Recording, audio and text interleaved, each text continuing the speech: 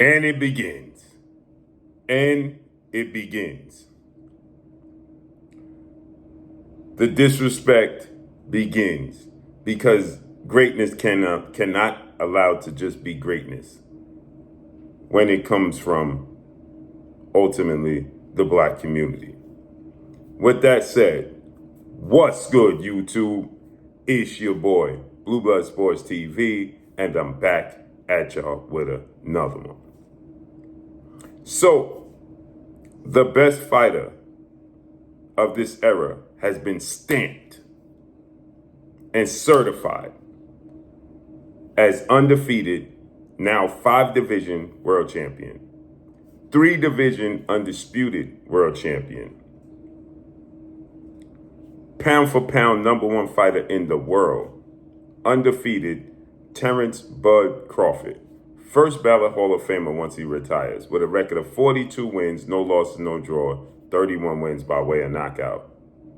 Smoothly and easily defeated another first ballot Hall of Famer as he technically jumped 3 weight classes, but reality is he jumped 2 weight classes from 154, which he only had one fight at 154, last August. Once a year fought. He's 38 years old. He jumped up to 168 and he beat a 4-division champion, a first ballot Hall of Famer, a 2-time undisputed super middleweight, and at the time the reigning undisputed super middleweight, Mexican superstar boxer Saul Canelo Alvarez, who is now 63 wins, 3 losses, 2 draws, 39 wins by way of knockout. Terence Crawford was supposed to get knocked out. He started his career at 130 pounds, and then a champion at 135, 140, 147, and now 154, and now 168 as undisputed. Undisputed at 140, undisputed at 147, and now undisputed at 168. But because he beat Canelo Alvarez so handily, and everybody wanted to see him get knocked out, right? Because they deemed this to be a circus fight, and this should not be happening in the sport of boxing. It's a clown show because he's jumping up so many weight classes and nobody wants to see this fight. He's not daring to be great. He's just chasing money. He's going to get knocked out by the bigger, stronger Canelo Alvarez. And then he goes up there and he outclasses Canelo Alvarez. And he wins 10 rounds to 2, 9 rounds to 3. You have some people saying it was 3-3 going into the 6th round. No, it wasn't. You have people saying that you have 2 judges on the scorecard saying it was a draw going into the 11th round. No, it wasn't. The scorecards and people's opinions don't reflect the actual fight. And he dominated the fight. And now the boxing media, that are pushing an agenda, they are now pushing a fight on Terence Crawford. And his well-renowned trainer, 2-time trainer of the year and future Hall of Fame trainer, Brian Bomac McIntyre, recently did an interview in which Bomac stated that a fight is not happening. And this particular fight is a fight that everybody wanted to see Canelo Alvarez take, and Canelo Alvarez refused to take this fight with a 28-year-old 2-division world champion, reigning WBC light heavyweight, former 2-time WBC super middleweight, the Mexican Ecuadorian superstar boxer, who was one of my favorite fighters and a great person, David, the Mexican Ecuadorian monster Benavidez, who is 30 wins, no loss, no draw, 24 wins by way of knockout, stands at 6'2" with a 75-inch arm reach, and fights at 175. But the entire time David Benavidez was fighting at 168, Canelo Alvarez was brought up, and he never accepted the fight. And so, with that said, now people are trying to project this fight on Terence Crawford. And they're saying that Terence Crawford needs to take the fight. So Bomac yesterday did an interview, and Bomac said they're not fighting David Benavidez. And so now people are pushing this notion that Terence Crawford is ducking and Terence Crawford is scared of David Benavidez. And if he don't fight David Benavidez, according to Boxing News 24, he's ducking and not solidified as a true champion.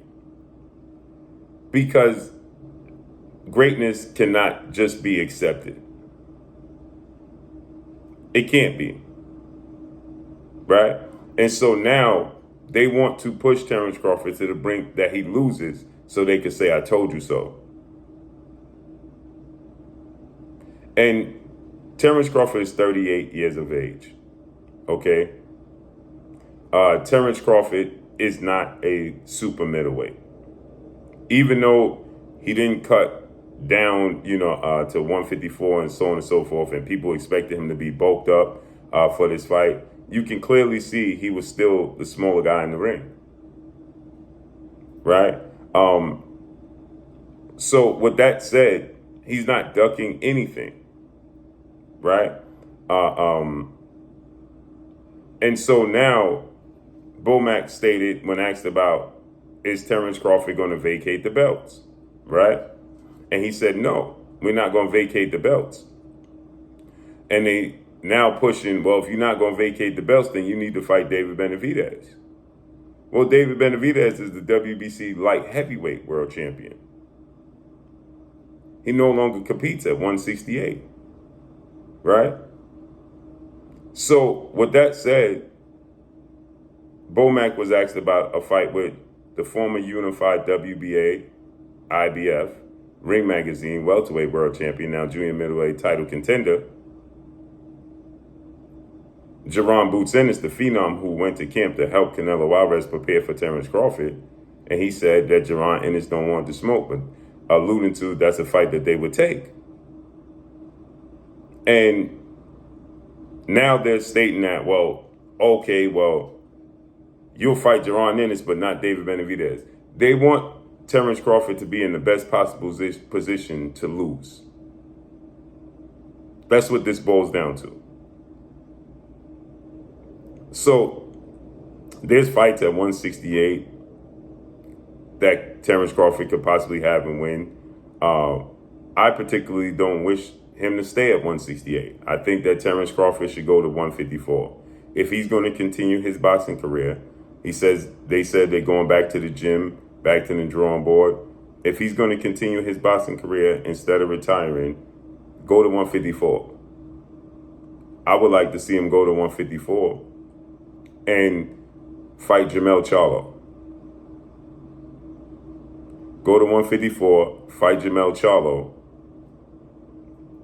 beat Jermell Charlo, and retire. That's it, that's all. Or fight Jaron Ennis and Jermell Charlo, right? And then retire.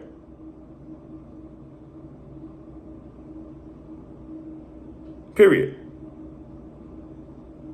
But there's no need for him to compete against David. David Benavidez is huge. I stated this. The only reason I wanted to see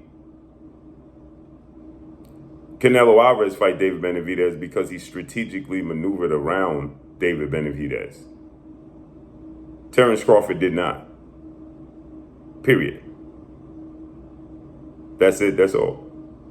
But they want to see him lose. That's why they're pushing the David Benavidez fight. Come on.